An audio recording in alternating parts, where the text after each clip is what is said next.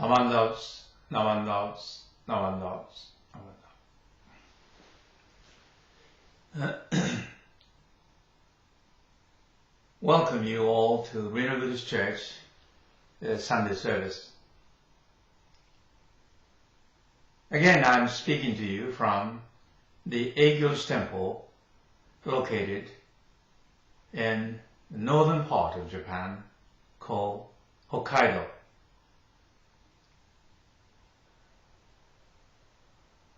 As I speak to you from one of the guest rooms this morning, located in the second floor of the living quarters of the temple, although I'm physically away thousands of miles from Reno,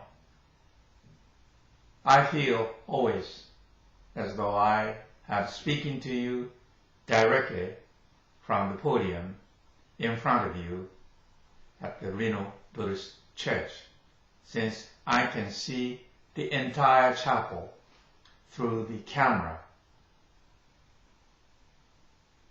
on my monitor, the picture on my monitor, a laptop computer placed right in front of me.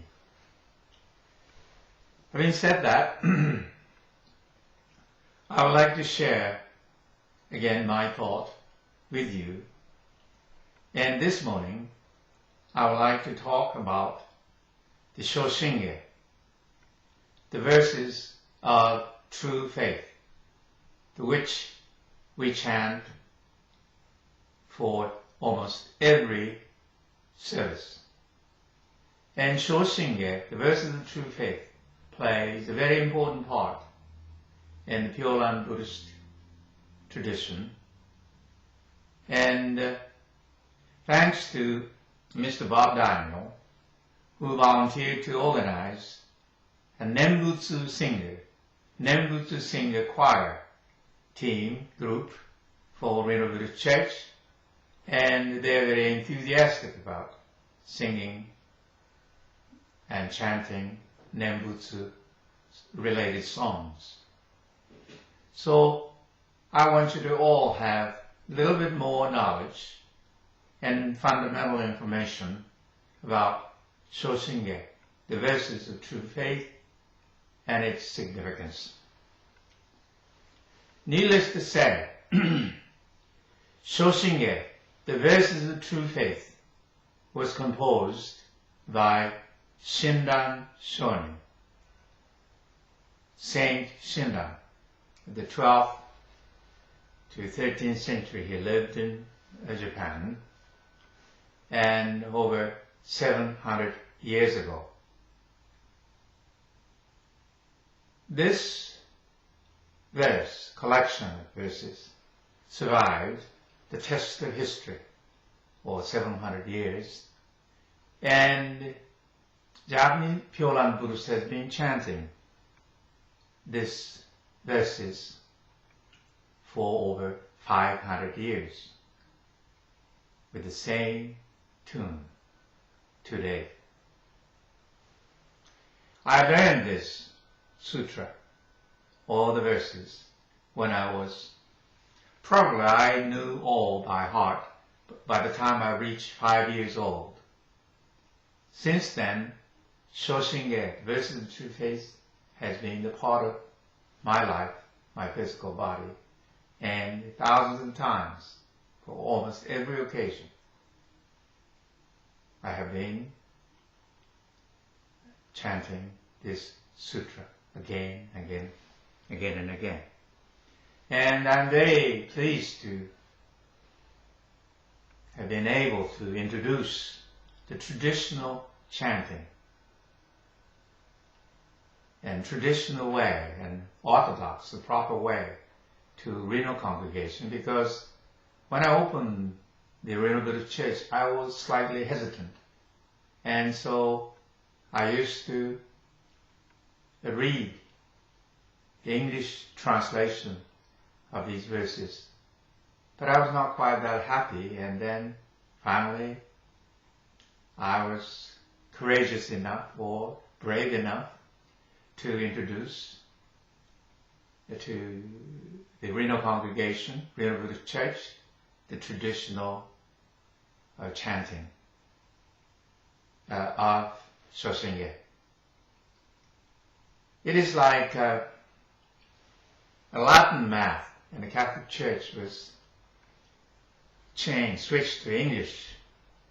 And I personally feel I love the Latin and the Gregorian chanting. Likewise, I think in our tradition, we should take pride and learn to chant verses of true faith in a traditional and proper way. And certainly, this is the tune survived over 500 years today. Shoshinge, as I said, was composed by Shinran Shonin. Shinran Shonin, Sen Shinran, was one of the spiritual giants and Buddhist master who influenced Japanese Buddhists more than any other, I would say, leaders in history. And I consider he's one of the spiritual light and in Buddhist tradition, and he's very human and humanistic understanding of Buddhism and application of the Buddhist teaching attracted so many followers. And I do not have the exact statistics. The majority of the Japanese Buddhists been associated with his movement of the Nembutsu and Pyolan teaching. He reinterpreted and interpreted for our benefit. The verses of true faith, as you chant in the chapel, we do have a sort of homemade. Someday we'll have a better sutra book, but you have to settle with what you have right now. And it's a very short one, because the verses of true faith, Shoshinge, is an excerpt, was taken from a large 6-volume work, almost like this is Shinran Shonin's PhD dissertation. He was a scholar student at the Mount here, and around when I was about 40, 50 years of age, he started to draft his fundamental theological work called Kyogyo Shinsho. Full title of this 6-volume book, which is the principal theological work. It's a backbone, the foundation of the Pyolan Buddhist teaching. The full title is A Collection of Passages that Reveal the True Teaching, Practice, and Enlightenment of the Pyolan. It's a long Ken Jodo Shinjitsu Kyo Mondoi. This is the Shinran's life work. It's a collection from the traditional sutras and his predecessors, the patriarchs, Indian and Chinese and Japanese patriarchs' works and commentaries. He collected the materials and passages which confirms his faith in the enlightenment of the true Pure Land. It is a 6 volumes. This temple has a photocopy of it, limited edition, but it is amazing. It survived 700, 800 years, and the original text exists, and it is kept as a national treasure today. And this Shoshinge, the verses of true faith, came from the Kyogyo, the 2nd volume of this 6-volume work. And certainly, the verses of true faith is so to speak, is a link between teaching and faith. So the verse of the true faith is placed at the very end of the second volume, the practice volume, volume entitled The Practice. And then after that, this work goes on to the third volume, which discusses the faith. But anyhow, as you read the Shoshinge, which is a part of the national treasure today, I myself, in my 68 years of life, I've seen the original text only twice. But it is remarkable that Shinran Shonin's real original text survived to date, and his major disciples were allowed to copy the original, and the various Jodo Shinshu Pyoran Buddhist headquarters has the copies.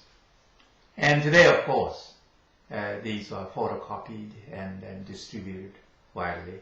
So photocopies are marvelous because you can see the wormholes and little patchworks and Shinran's corrections, the inserts and all that sort of things. It's amazing. But anyway, by reading Verses of True Faith, you can see that Shinran's attempt to explain or illustrate the meaning and essence of the Pure Land teaching. And the first part of the Verses of True Faith is the exposition of the true faith based upon sutras, the collection of scriptures which were preached and taught by historical Buddha, the Buddha's teaching. And then second part of the Verses of True Faith deals with the collection or the teaching of the essence of the teaching of the 7 patriarchs who are responsible for, I should say, transmitting teaching of faith and Nembutsu from India, China, and to Japan. So 7 patriarchs include 2 Indian masters, Nagarjuna and Vasubandhu. This Nagarjuna is the first patriarch, Indian patriarch. About him, several years ago, I had an opportunity to have a private with the head of our church, the meeting with Dalai Lama. We had a fun discussing about Nagarjuna because in Tibetan Buddhist temples, Nagarjuna keeps a very important position, and certainly it was a very interesting conversation. But anyway, 2 Indian patriarchs, and then 3 Chinese patriarchs who are responsible in interpreting and transmitting the teaching of Pure Land and Nembutsu, and then 2 Japanese patriarchs, that's Shinran's teachers. So how these patriarchs and their interpretation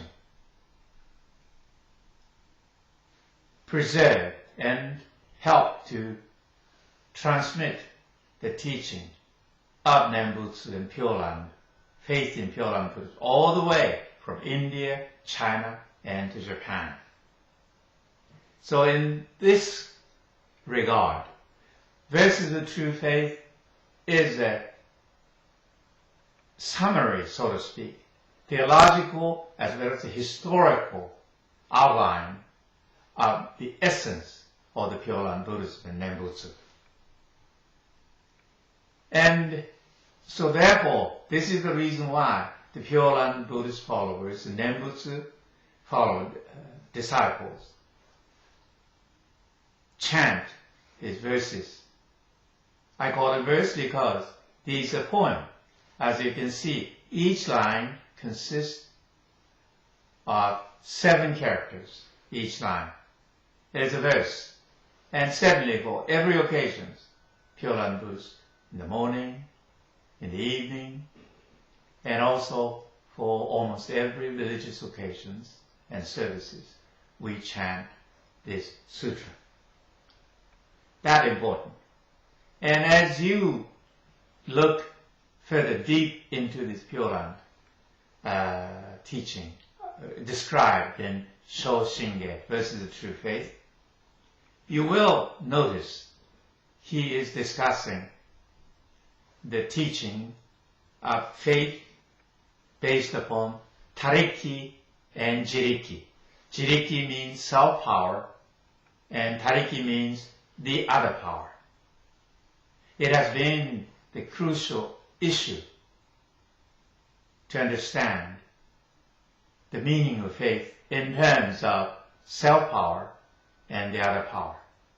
For other occasions, I will spend more time discussing self-power and the other power. And ultimately, he emphasizes why it is important for us to transcend, become free from the nimbus of the self-power, and entrust ourselves in the power, natural flow of the other power. And thus, our faith and Nembutsu practice has to be elevated and purified to the level of naturalness, Nembutsu of naturalness. That is the ultimate goal. That is the realm of enlightenment of Pure Land. If we can attain that freedom and liberation from the confinement of the self-power. That is the goal. And certainly, as you recite Shoshinge, think about that. I will be discussing self-power and the other power, and natural Nembutsu, and naturalness. Well, our time's up for this morning, so I will end my talk this morning here, but I'm looking forward to discussing with you for other occasions, other Sundays, the meaning of self-power and the other power, and ultimate Nembutsu of naturalness. Thank you for attending our service this morning, and I say goodbye by reciting together with you Nembutsu. Namandats, namandats, namandats. Thank you so much.